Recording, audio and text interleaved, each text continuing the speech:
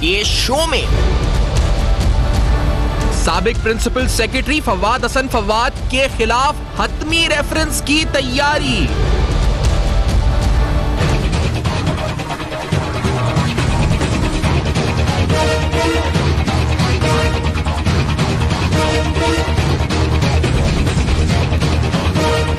फवाद हसन फवाद के अकाउंट्स असासों का पलंदा, तहकीकात का दायरा वसी।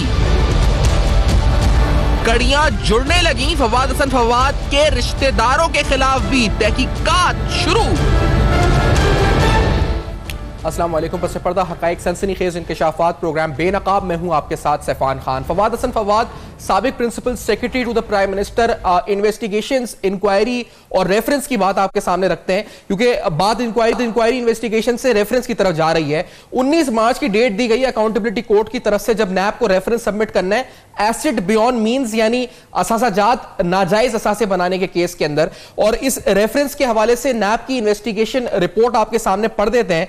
जो डेट है 19 मार्च की है और हमारी इत्तलात ये है कि ये रेफरेंस अगले हफ्ते जो है वो नैब कोर्ट में सबमिट करने लगी अकाउंटेबिलिटी कोर्ट में, जो हमारे जराए बताते हैं। यानी 19 मार्च से पहले जो है इसका कहा जा रहा है कि इसको सबमिट कर दिया जाएगा। The total income generated by the accused through known sources amounts to ₹25.48 million from the year 1987 to 2018। यानी ये आप लगा लें तो तकरीबन 21 साल का अरसा है जिसके अंदर उन्होंने जो टोटल उनकी आमदनी 21 नहीं ये 20 और 13 ये तकरीबन 33 साल का अरसा है, 32 साल का अरसा जिसमें उन्होंने इतनी इनकम कमाई है। That the investigation further revealed that in the year 2005 the accused Fawad Hasan Fawad acquired purchased a plot measuring 5 कनाल यानी 2684 स्क्वायर फीट का plot comprising of survey number 369-19 and 369/20 situated at Heather Road. That it was also revealed during the course of investigation that the accused Fawad Hassan Fawad acquired plot number 29 measuring 8 canals bearing survey number 183 Kashmir Road, Rawalpindi in the year 2013. That the evidence collected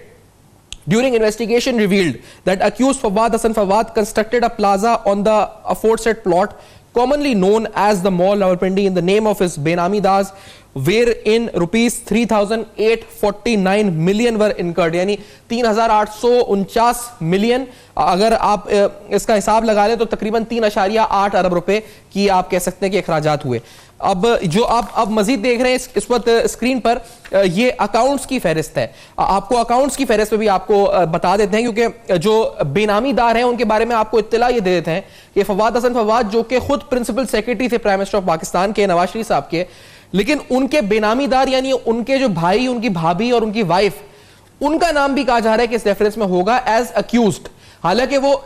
office holders, public office holders नहीं है, लेकिन उनके नाम पर जायदादें बनी है। तो इत्तलात और जराए ये बताते हैं कि उनके भाई, उनके भाभी और उनकी वाइफ के नाम पर भी रेफरेंस में एज अक्यूज शामिल किया जाएगा। उनके अकाउंट्स की तफसीलात आपके सामने है जो स्क्रीन पर आप नजर आ रही हैं।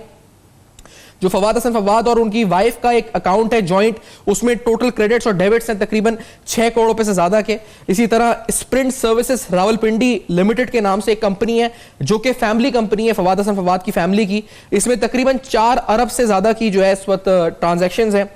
FYC लिमिटेड वो कंपनी है जिसने प्लाजा जो आप देखते हैं पिंडी में प्लाजा है फवाद हसन फवाद का, जिस पर 3.8 अरब का खर्चा है।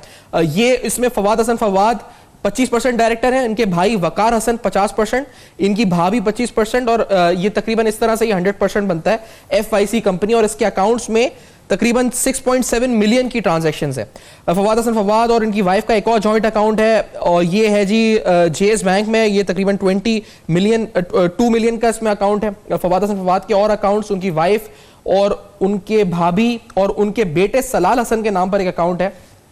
जिसकी तफसीलात आप देख रहे हैं। फॉरेन करेंसी अकाउंट्स की तफसीलात भी हमने हासिल की हैं। और फॉरेन करेंसी अकाउंट्स में अगर आप जाएं तो फॉरेन करेंसी में एक वाइफ का अकाउंट है पाउंड्स में, दैट इज जो उस पर ट्रांजेक्शन है, टोटल क्रेडिट्स और डेबिट्स वो 246,000 पाउंड्स के क्रेडिट्स हैं, 242,000 यानी तकरीबन 2.5 लाख पाउंड्स की ट्रांजेक्शन है। और एक अकाउंट उनकी वाइफ के और उनके अपने नाम पर जॉइंट डॉलर अकाउंट है जिसमें तकरीबन $19,000 की ट्रांजेक्शन है। ये तफसीलात जो आप देख रहे हैं फवाद हसन फवाद के हवाले से अहम इसलिए बताना कि एक रेफरेंस में उनकी बेल हुई है और उस जिसमें बेल हुई है वो आशियाना इकबाल का रेफरेंस है और उसमें फवाद हसन फवाद शामिल हैं तकरीबन 9 से 10 अक्यूज्ड हैं, उसमें उनका नाम दूसरे नंबर पर है शहबाज शरीफ साहब के बाद, जिसमें उनकी बेल हुई है। लेकिन जो मेन रेफरेंस जो मैं अब आपको दिखा रहा हूं, जो उससे पहले दिखा रहा था, ये तो आशियाना इकबाल वाला रेफरेंस है। उसमें फवाद हसन फवाद को जो 19 मार्च को सबमिट होना है, उसमें वो उनके खिलाफ यानी उनकी जात के खिलाफ रेफरेंस है। ये वाला जो आप देख रहे हैं, ये एसेट बियॉन्ड मींस का रेफरेंस है। कुछ नई तफसीलात आपके सामने रखते हैं। मेरे साथ असद खरल साहब सीनियर सहाफी मौजूद हैं और जनाब शौकत बसा साहब पाकिस्तान तहरीक इंसाफ के सीनियर रहनुमा रुकन है। बसा साहब, ये डॉक्यूमेंट्स लीज्ड एग्रीमेंट और स्प्रिंट एनर्जी सर्विसेज एक मई 2007 की लीज है, 4 मई की, जो लीज डीड एग्रीमेंट है लीज लैंड का for setting up and operation of a CNG और एलपीजी स्टेशन। फिर ये डीड है जो उनको ट्रांसफर की गई है पावर और स्प्रिंट एनर्जी लिमिटेड के। ये स्प्रिंट एनर्जी लिमिटेड का क्या मामला है? फवाद हसन फवाद का इससे क्या ताल्लुक है, क्या तफसीलात हैं? असद खरल साहब। जी बिल्कुल, ये स्प्रिंट एनर्जी में बेसिकली ये अब ऐसे बाबू हैं जो यानी इसलिए हम कहते हैं कि जो ये सिविल सर्वेंट है और इनको रियासत का मुलाजम होना चाहिए, क्योंकि ये जो हाउस ऑफ शरीफ के मुलाजम थे और जब नून लीग की हुकूमत नहीं थी तो आपको पता है ये सिर्फ प्रिंसिपल सेक्रेटरी टू पीएम नहीं रहे, ये शहबाज शरीफ साहब के साथ भी पंजाब के अंदर भी सवाब के मालिक रहे हैं और मरकज के अंदर भी रहे हैं। जब नून लीग की हुकूमत नहीं थी तो इनको ये ख्याल था कि अब मैं शायद पकड़ा जाऊंगा या कोई मामला कर लूंगा, तो ये बाकायदा छुट्टी लेता है ये बाबू जो है, और ये एक निजी बैंक जेएस बैंक जो है उसके मुलाजम हो जाते हैं और फिर सिर्फ बैंक अल-फलाह में भी ये मुलाजम रहे। और उसके बाद ये जो स्प्रिंट एनर्जी की आपने जो दिखाए एग्रीमेंट, यानी एक गवर्नमेंट जो इसलिए उसको लगाया गया था, कन्फ्लिक्ट ऑफ इंटरेस्ट भी जारी बात है, ये जो बैंक्स के लोग होते हैं जो उनको पता था कि इंतहाई अहम ओहदों पे रहे हैं इनका इन्फ्लुएंस की वजह से जी, तो उन्होंने इनको हायर कर ली, इनकी खिदमात हायर कर ली, तो इन्होंने नौकरी में भी थे और जेरे इताब होने के खौफ से, और उसके बावजूद उन्होंने कहा कि ये भी जो टेन्योर है ना, किसी न किसी तरह की दिहाड़ियां जो लगाने का सिलसिला है वो बंद नहीं होना चाहिए। तो ये फिर जो स्प्रिंट एनर्जी है बेसिकली जेएस बैंक अल-फलाह का, जिस तरह मैंने बताया, और ये जो उसके साथ हुआ क्या, ये ओगरा स्कैंडल मशहूर जमाना आपको याद होगा, उसके अंदर पंप जो है सीएनजी और उसकी रीसाइटेशन हुई थी, री एलोकेशन हुई थी, और इसीलिए गैस का बहरान मुल्क के अंदर आया था कि एक ही जो पंप है वो एक जगह से जो एज पर ला और जो वहां पे ओगरा और आपस में कोई उसका डाटा ही नहीं शेयर हो रहा था, तो इस तरीके से 2 नंबर तरीके से इलीगल तरीके से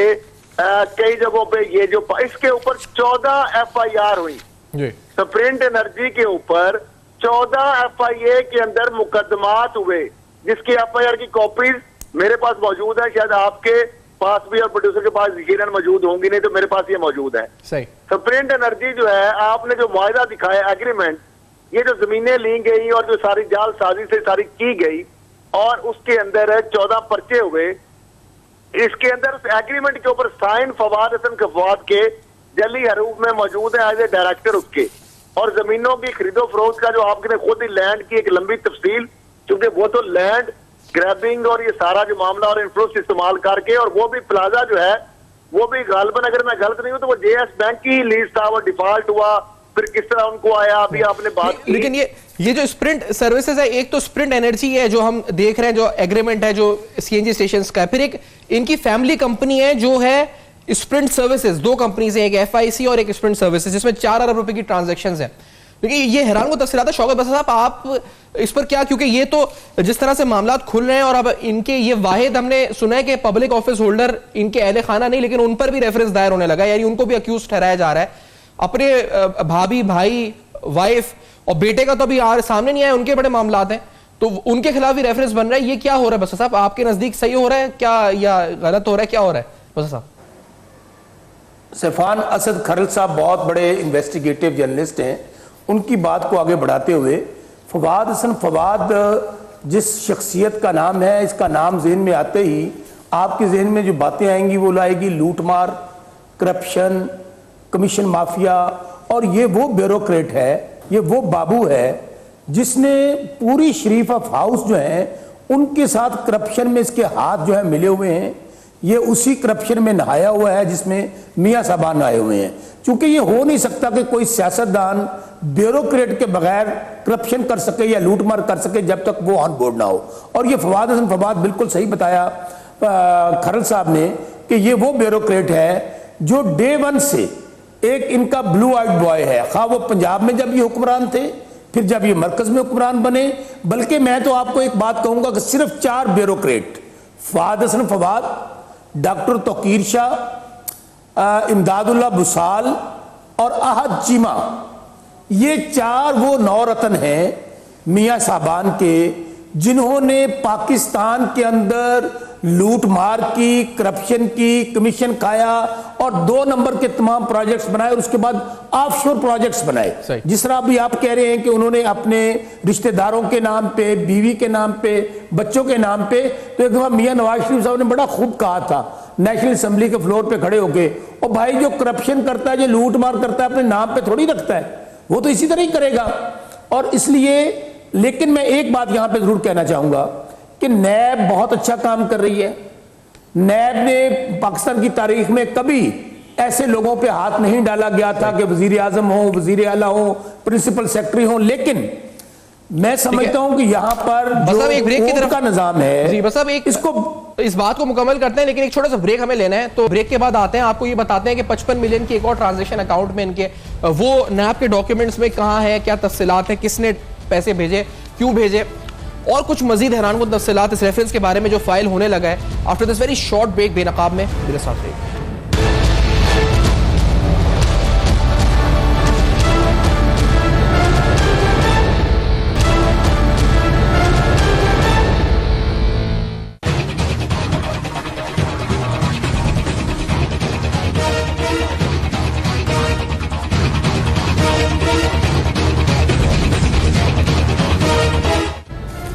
वेलकम बैक। आप देख रहे हैं बेनकाब, और बेनकाब में अहम तरीन हकायक, अहम तरीन फैक्ट्स एंड फिगर्स आपके सामने रख रहे हैं। फवाद हसन फवाद पर 2 रेफरेंसेस हैं। एक रेफरेंस है एसेट बियॉन्ड मींस का, जो हम बता रहे हैं आपको कि 19 मार्च से कबल फाइल होने जा रहा है in the honourable accountability court, और दूसरा रेफरेंस जिसमें उनको बेल हो चुकी है वो आशियाना इकबाल का है। आशियाना इकबाल के रेफरेंस में जो फवाद हसन फवाद एक लिस्ट है अक्यूज्ड की, उसके अंदर उनका नाम दूसरे नंबर पर है। वहां उन पर जो इल्जाम है दैट इज के उन्होंने द अक्यूज्ड जो कामरान कियानी है, accused number 6, paid 55 million to the accused Fawad Hasan Fawad. यानी ये तकरीबन 5.5 करोड़ रुपए की ट्रांजैक्शन हुई है through the accounts of his brother and sister in law, और यहां पर भी भाई और भाभी के अकाउंट्स का इस्तेमाल हुआ है। Illegal gratification in order to cancel the contract of Ashiana Iqbal project earlier awarded to Chaudhry Latif and sons and to obtain the same for his company. Thus it is established that the accused Kamran Kiani in conveyance with accused Fawad Hassan Fawad got cancelled the contract of Ashiana Iqbal and caused loss to the exchequer. Ashiana Iqbal case के जो फैसला है जो इस वक्त bell के हवाले से आया है, वो अपने आप में नैब की कारकर्दगी को बेनकाब करता है, लेकिन इस इल्जाम की क्या हैसियत है, क्या हकीकत है, इस पर ही बात करते हैं। और जो दूसरा रेफरेंस है जो मैं आपको जिसमें हमने आपको बताया कि किस तरह से 25 मिलियन की इनकम से 4 अरब रुपए का एक आलीशान प्लाजा तामीर किया जाता है, और ये 25 मिलियन की इनकम भी that is not in 1 year, 1987 से लेकर साल 2018 यानी तकरीबन 30-32 साल की इनकम के बाद ये तमाम चीजें बनती हैं। और उसके अलावा जो आपको हम एक और न्यूज दे रहे हैं वो ये कि इनके अहले खाना, इनके भाई, इनके भाभी, इनकी वाइफ के ऊपर भी कहा जा रहा है कि रेफरेंसेस में उनका नाम एज अक्यूज शामिल है। साहबजादा मुजफ्फर साहब भी हमारे साथ मौजूद हैं, माहिर कानून नैब के। शौकत बसर साहब हमारे साथ, PTI सियासत खरल साहब मौजूद हैं, सीनियर सहाफी। साहबजादा मुजफ्फर साहब, रेफरेंस स्टेज पर मामला आ चुका है, अकाउंटेबिलिटी कोर्ट में 19 से पहले कहा जा रहा है रेफरेंस सबमिट होगा, कितना सिग्निफिकेंट है और आपको क्या नजर आता है फवाद हसन फवाद के जो नैब का अपनी परफॉर्मेंस कैसी, कितनी स्ट्रांग रही है, आपने देखी है एज अ प्रोसिक्यूटर, आप अगर आपसे पूछा जाए तो? शुक्रिया सफियान भाई। मैं एक बताऊं आपको कि नैब का एक प्रोसेस होता है कि वो वैसे तो कानून में 90 डेज का उनको रिमांड की इजाजत है, और उन्होंने इसी 90 डेज में कंपाइल करके अपनी इन्वेस्टिगेशन कोर्ट में फाइल करनी होती है रिपोर्ट की फॉर्म में, जो रेफरेंस इख्तियार कर जाती है उसकी शेप। तो इनके पास जो इख्तियार है बेसिकली वो ये है कि जो इनके पास आता है सारा इन्वेस्टिगेशन के दौरान एविडेंस कलेक्ट करते हैं कि उसको अपने जो रेलेवेंट अथॉरिटीज हैं जो कि चेयरमैन नैब है, बिकॉज ये एक हाई प्रोफाइल केस है, इसकी पावर्स उन्हीं के पास है इसको साइन करने की, तो वो एसेट केस को बना के भेजते हैं। अब इन्होंने कोर्ट ने भी देखना है। देखें, एक आपको मैं बताता चलूं कि कोर्ट में भी इनके पास पावर्स हैं 30 डेज के अंदर रेफरेंस को डिसाइड करने की। तो वैसे नॉर्मली आज तक तो मेरी नॉलेज में नहीं है कि कभी किसी केस में 30 डेज में डिसाइड हुआ, बिकॉज ये वाइट कॉलर क्राइम होता है और इसमें डेफिनेटली जो एसेट केस है उसमें सारी एविडेंस लानी होती है, और जो बेनामी ट्रांजैक्शंस होती हैं जो बच्चों के नाम या किसी भी उनके जो अक्यूज के एसोसिएट्स हैं उसको भी डिटरमिन करना पड़ता है। तो ये है तो एक इंजीनियर्ड किस्म की इन्वेस्टिगेशन होती है और टेक्निकल किस्म की ग्राउंड होती है, इसलिए इसका जो फैसला है उसमें भी ताखीर हो जाती है जस्ट बिकॉज कि ये इतनी सारी ये एविडेंस होती है, इसको उन्होंने कोर्ट में जरा भी करनी होती है जी। तो मैं ये समझता हूं कि अभी जो ये सेकंड रेफरेंस है जो उनका आना है एसेट केस के लिए, चूंकि अभी उसके लिए लास्ट हियरिंग पे भी इन्होंने फाइल करना है और इन्होंने कहा भी है कि हम फाइल करेंगे, तो most probably by next date जो है ये एविडेंस अपना रेफरेंस फाइल करेंगे एसेट केस का जी। नहीं, लेकिन ये जो अभी तक नैप ही कारकर्दगी की आशाना केस में रही है वो तो मुतासिर को नहीं रही है। और दूसरी बात, हमने एक डॉक्यूमेंट आज और जो हम हासिल किया दिखा भी रहे हैं, अभी असद खरल साहब ने उस पर अपना माहिराना राय भी दी है। जो सीएनजी स्टेशंस बनाए इन्होंने, लीज एग्रीमेंट्स हैं, यानी इनकी एक बैंक में जॉब थी, उसके ज्वाइनिंग रिपोर्ट, रेजिग्नेशन रिपोर्ट है, लेकिन आज हम आपको बता रहे हैं कि इन्होंने सीएनजी स्टेशंस बनाए स्प्रिंट एनर्जी कंपनी में, बाकायदा इनके पास साइनिंग अथॉरिटीज थी, इनके दस्तखतशुदा एग्रीमेंट्स हैं और ऑन जॉब रहते हुए, ऑन गवर्नमेंट सर्विस रहते हुए ये सारे काम हो रहे थे। ये एसेट बियॉन्ड मींस में ही आएगा आपकी नजर में मुजफ्फर साहब, कानूनी और आईनी तौर पे नैप के लॉज के हिसाब से? यही अलग केस है?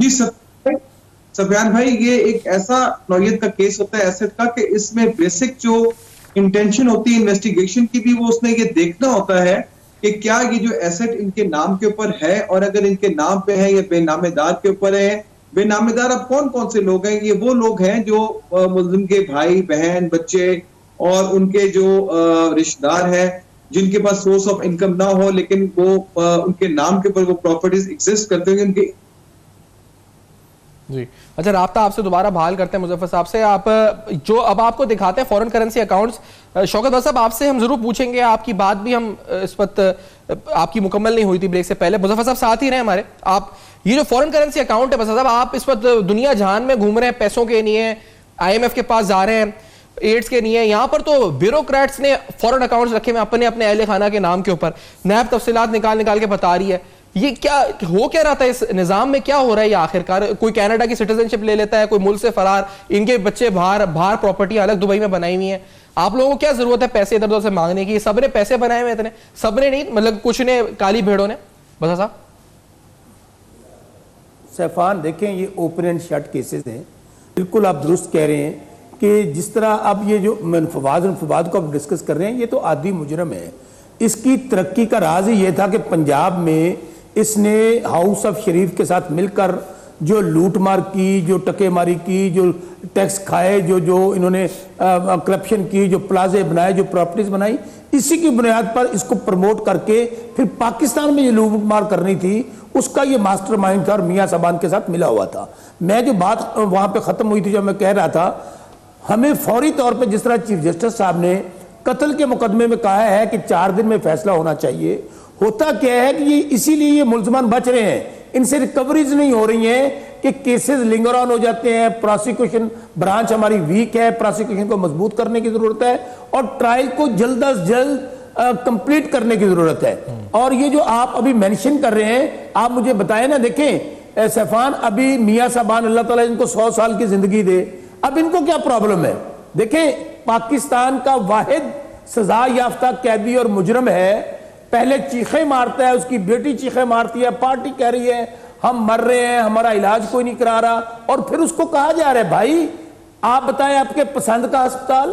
पसंद का डॉक्टर, और आप बताएं कहां से इलाज करवाना चाहते हैं। अब वो कहता है मैं नहीं करवाता। उनको इस बात का पता है ये जो केसेस अपने मंतकी अंजाम को पहुंच रहे हैं, जो कि बहुत लेट चल रहे हैं, इनमें पैसों की रिकवरी होनी है। भाई मियां साहब को अल्लाह ताला जिंदगी दे, क्योंकि इनसे हमने पैसे लेने हैं, हमसे मुराद हमारी कौम ने लेने हैं, पाकिस्तान ने लेने हैं जो लूटमार की है। सही। अच्छा, ये बात आपकी बड़ी अहम है, लेकिन असद खरल साहब आपसे भी एक बात अहम पूछनी है। ये जो डॉन लीज का नोटिफिकेशन है, जो डॉन लीज की इंक्वायरी कमेटी, जब ये इंक्वायर हुआ था पूरा मामला, फिर इसके ऊपर जो रिकमेंडेशंस अप्रूव हुई थी, the prime minister having considered the findings of the committee as to its terms of reference is pleased to approve its recommendations in para 18 of the report and direct under as follows. ये बड़ा मशहूर मामला है, इसमें 4 मामला थे, फवाद हसन फवाद के दस्तखत हैं इसमें। तो इनका एज अ नेशनल सिक्योरिटी के किरदार में, क्योंकि बड़ी अहम पोस्ट पर थे, वो किरदार कैसा आपने देखा है सतरल साहब? उस हवाले से क्या कुछ मामलात हैं, क्या नहीं है? सैफान, मुझे ये बताएं कि फवाद हसन फवाद जो है ना, ये ब्यूरोक्रेसी की, जिस तरह कहते हैं ना, ब्यूरोक्रेसी की, चोरों की, जो ब्यूरोक्रेट की जो नानी है, ये वो वर्ड भी मेरा ख्याल है इनके लिए कम है। और हर जो गलत काम है, वो करप्शन का हो, वो पाकिस्तान के खिलाफ बयानिए का हो, वो कौमी सलामती के जो राज है उनको सिक्योरिटी ब्रीच का हो, वो मरियम के नैरेटिव को आगे बढ़ाने का हो, और ये जिस तरह खानदान शरीफिया के ये नस्ल दर नस्ल गुलाम है। आपको वो याद होगा लेटर जो हमजा शहबाज ने लिखा था, जिनके उस वक्त वालिद वजीर आला थे, वो वजीर आला नहीं थे और ये डिप्टी कमिश्नर लाहौर थे, और उन्होंने इनको लिखा था अपने गुलाम जो गुलामी का किरदार बजाय सिविल सर्वेंट के तौर पर हाउस ऑफ शरीफ का कर रहे थे, और उसने वो लिख के इजहार किया हमजा ने। उसने कहा चीफ मिनिस्टर ऑफिस का लेटर हेड इस्तेमाल हुआ और हमजा साहब के साइन थे, और इसने डिप्टी कमिश्नर था। उसने कहा कि जो मैं आपको कह रहा हूं, ये जो आफत मौसर का मामला था, जिस तरह ये इसके ऊपर मैं कोई ना या इस तरह की कहानी या कोई कहानी जिस तरह आप बनाते हैं सुनाते हैं बेवकूफ, वो नहीं सुनेंगे हम लिख के। ये मैं जो कह रहा हूं उसके ऊपर आप अमल दरामद आपने करके मुझे उसका बताना है। ये लोग खुद, ये कोई ब्यूरोक्रेट्स को मैं कहता हूं ये काबिले उनके लिए शर्मिंदगी का बाइस है।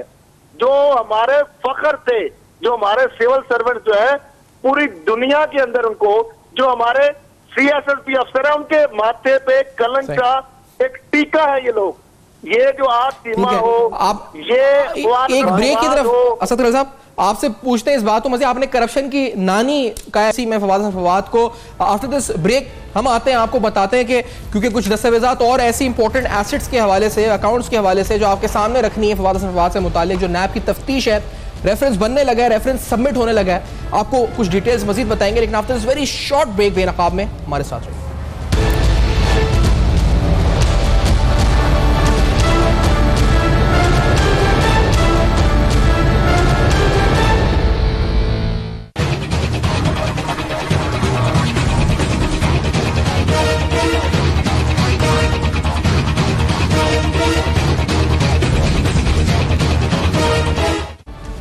Welcome back. आप देख रहे हैं बेनकाब, और बेनकाब में अहम तरीन हकायक, डॉक्यूमेंट्स और फैक्ट्स के साथ आपके सामने रख रहे हैं। In the Ashiana Iqbal reference, यानी जो अहम तरीन मामला जिसमें बेल हो चुकी है फवाद हसन फवाद को, वहां नैब की तरफ से लिखा गया है एक रेफरेंस, यानी सप्लीमेंट्री रेफरेंस का मैं आपको एक पैरा पढ़ के बता रहा हूं। That the accused Fawad Hasan Fawad with ulterior motives, malified intentions and without any lawful authority passed illegal orders, direction to